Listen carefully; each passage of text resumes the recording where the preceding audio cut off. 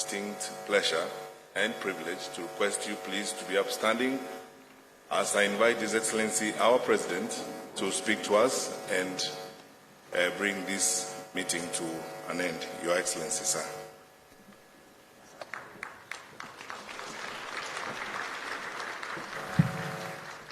Thank you. Please be seated. Thank you very much.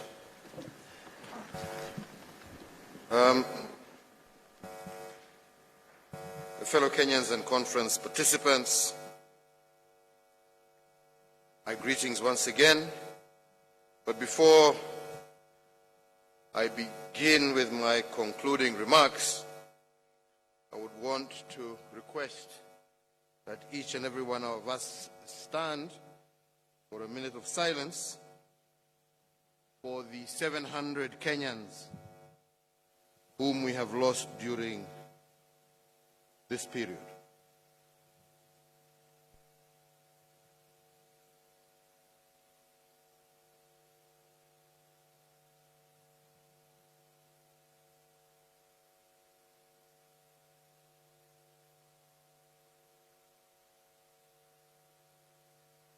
May God give them eternal rest. Thank you very much.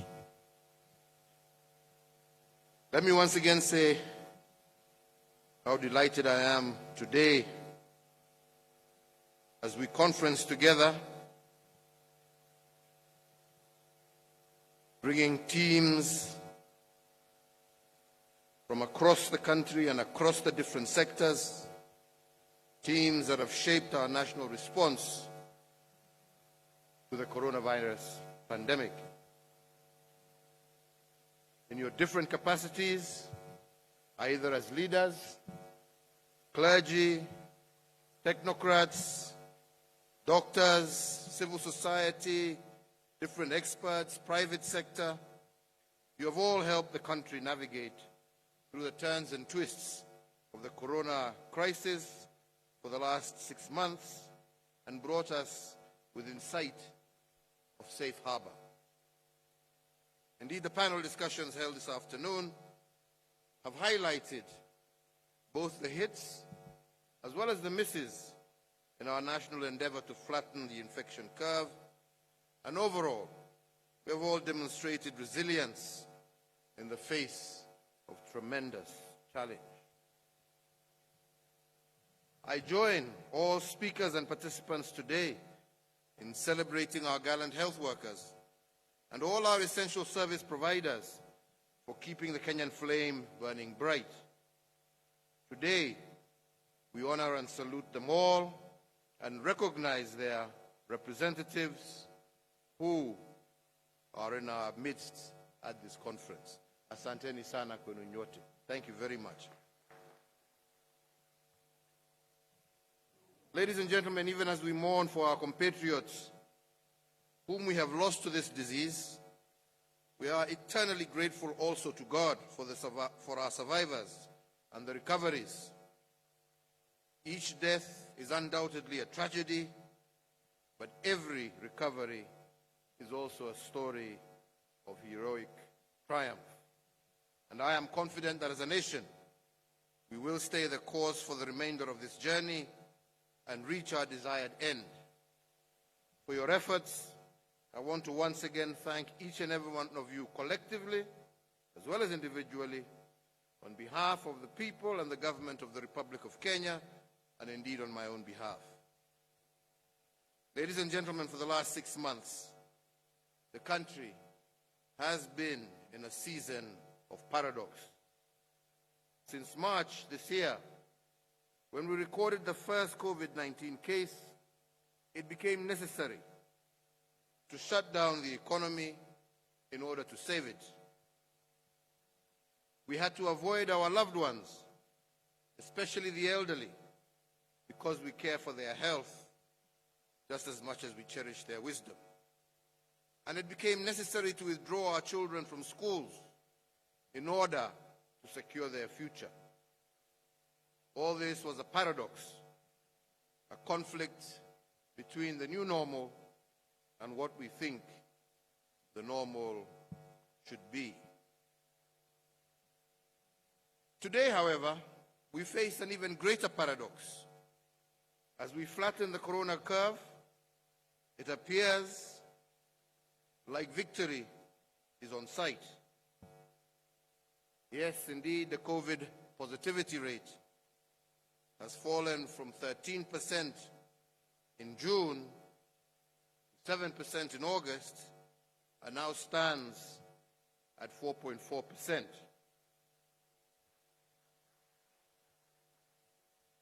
With these figures, we can all be tempted to celebrate, more so because we are now below the 5% positivity rate recommended by the World Health Organization for reopening. Yet these achievements are a paradox in themselves. And I say so because the greatest danger is always at that moment of victory. In fact, experience has taught us that we are most vulnerable and fragile at the moment where we think we have won. Indeed, as my brother, the Honorable Musalia Mudavadi, said, I'm not saying this to belittle the achievements that we have made, but just, indeed, as he told us, only asking us to incline on the side of caution. If we have won one battle against COVID-19, we have not yet won the war.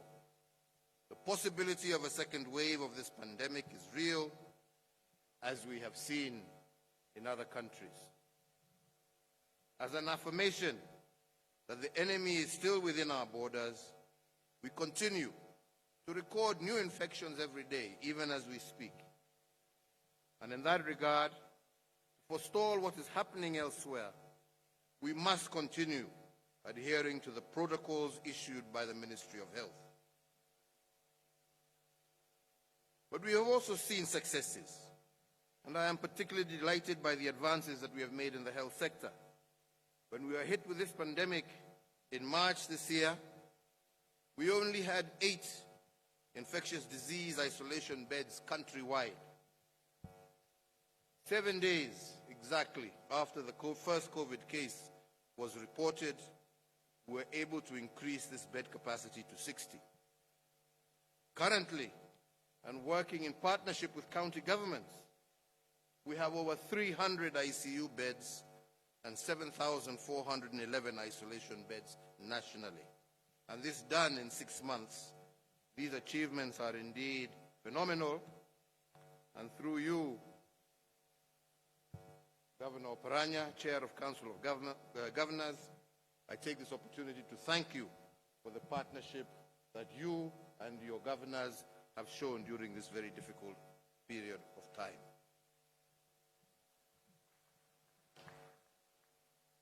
In fact, in this period of 6 months, we have actually installed more medical equipment than has ever happened since our country's independence. As an affirmation of our expanding capacity, and as we continue to use this moment to reimagine Kenya's healthcare, earlier this month, I presided over the official opening of our 5th National Referral Hospital, the KU Teaching Referral and Research Hospital. The new facility is part of our national response for specialized treatment of chronic diseases, notably cancer and renal diseases, the twin diseases that have caused and wreaked havoc to many families across the nation. In that regard, once the KU Integrated Molecular Imaging Center is completed by March of next year, there will no longer be need for any Kenyan to travel abroad in search for specialized treatment, cancer treatment, as our enhanced capacity will be able to handle any medical conditions that people now are currently traveling abroad for. Indeed, the referral facilities, coupled with the expanding county infrastructure, will enhance our national possibilities and anchor our plans to position our nation as a top medical hub for our region, for the continent, and indeed develop medical tourism as a new area of generating income and jobs for our people. This will also help us with our national rollout for the universal health care under the Big Four agenda. So, fellow Kenyans, our expanded health infrastructure, as I've just mentioned, is indeed impressive. However, it is important to question ourselves and ask ourselves, does it make our position unassailable if a second wave were to hit us? Is it sufficient a buffer to keep a second wave at bay? The answer to this question is a resounding no. The expanded infrastructure is necessary, but still not sufficient. Without citizen action, the impressive infrastructure cannot forestall the aggression of a second wave, as I said, as we have seen in other countries. So to buffer the country, therefore, the citizens must, as they have been, position themselves as the first line of defense. The reason why we have managed to flatten the curve is because Kenyans have exercised an impressive civic responsibility and duty. And if danger is most present in moments of victory, this achievement is in danger if we do not watch out. And that is why I urge all Kenyans to double their efforts in observing the COVID protocols. We have got this far because we, the citizens, were the first line of defense against the pandemic. And as we get into the next phase of the war against this pandemic, we must heed the teachings of St. Francis of Assisi, who said, and I quote, "Start by doing what is necessary, then it will lead you to what is possible, and before you know it, you will find yourself doing the impossible." End of quote. If we do what is necessary during the next phase of the war against the pandemic, it will lead us to do what is possible. Then cumulatively, our necessary actions, like wearing masks, coupled with our possible deeds, will lead us to the impossible outcome of containing this pandemic. Indeed, as a people, we must always remember that impossible is nothing if each and every one of us applies themselves. So therefore, in the spirit of co-creating the new normal between the government and its people, and on the advice of the National Security Council, and in line with the recommendations of the National Emergency Committee, indeed, once again, going back to the Honorable Musalia Mudavadi, he posed a question. We thank Kenyans, but it is we, the political class especially, that is leading the charge in defying laid down protocol. So hii ugonjwa ikiendelea kusambaza, tujiangalie sisi wenyewe mbele ya tuanze kuangalia wananchi. Hiyo nimesema 200, good. As we progressively de-escalate the containment measures and resume a sense of normalcy, on education, our paramount consideration, both as a government, but also as parents, is the safety and well-being of our children. Hiyo ni kulingana na directives na vile tutakubaliana how.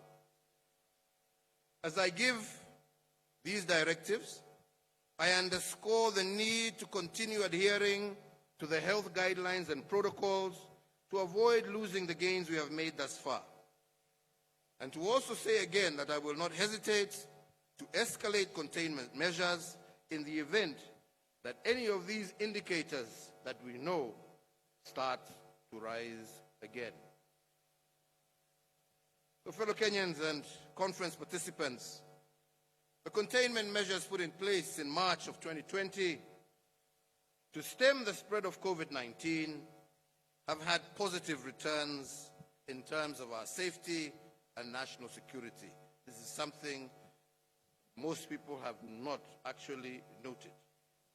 In the 6 months since we started the containment measures, crime has exhibited a 21% average decline, and traffic accidents have reduced by an average of 10%.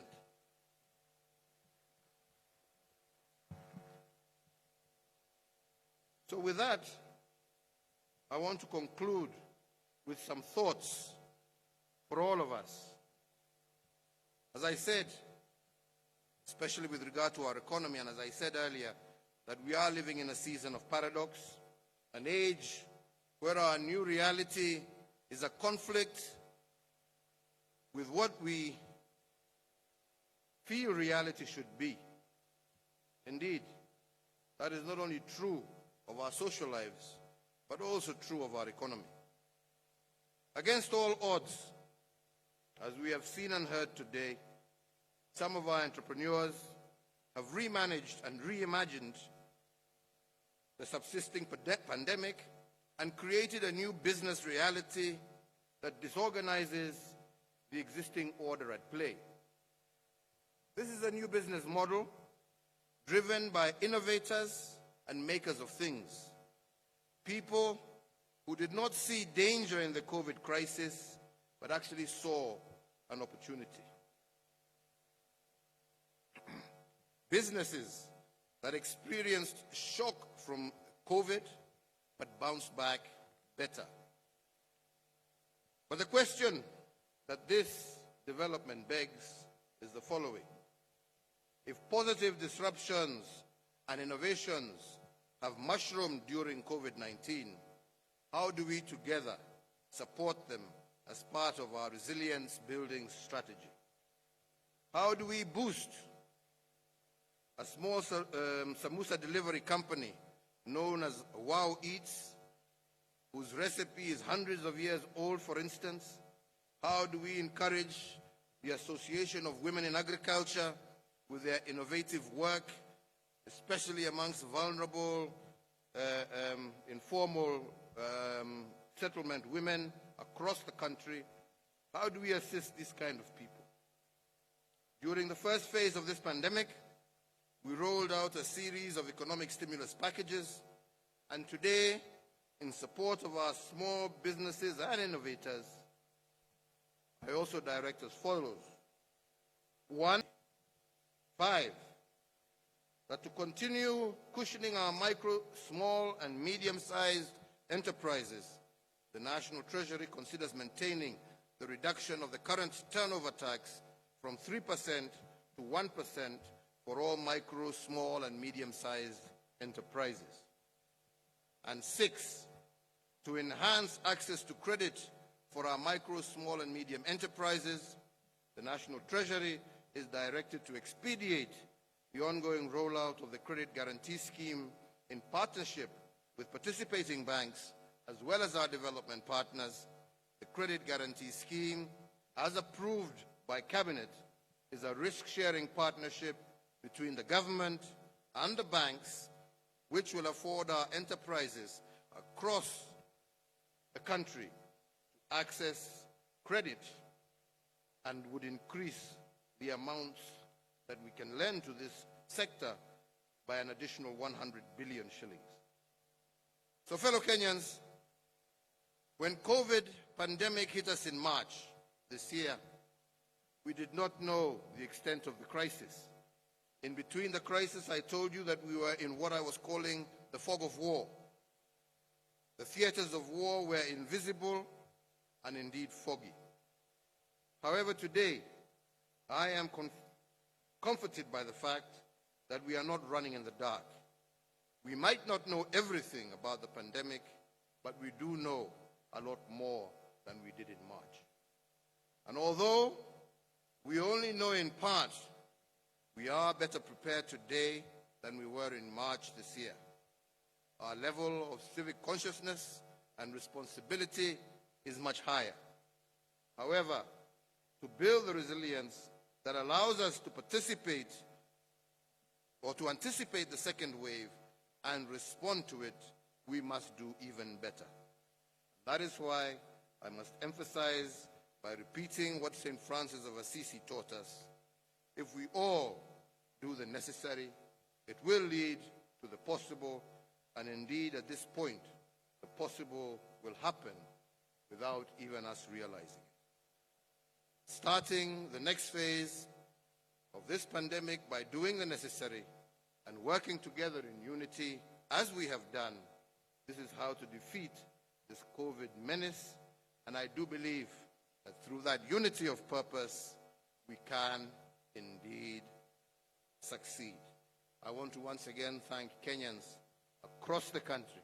I want to thank all leaders across the country for the manner in which we have been able to work very closely together despite the fact that we have been apart. If it was not for that working together, we would not be where we are. We would not have achieved what we have achieved. I continue to urge you to work together, continue to partner together, and I am certain that that way is the surest way, not only to defeat this pandemic, but also to ensure that we build a prosperous, equitable society in which every single Kenyan feels a part and not a single one of us feels left behind. I thank you. May God bless you, and may God continue to bless this great Republic of Kenya. Asanteni sana. Thank you.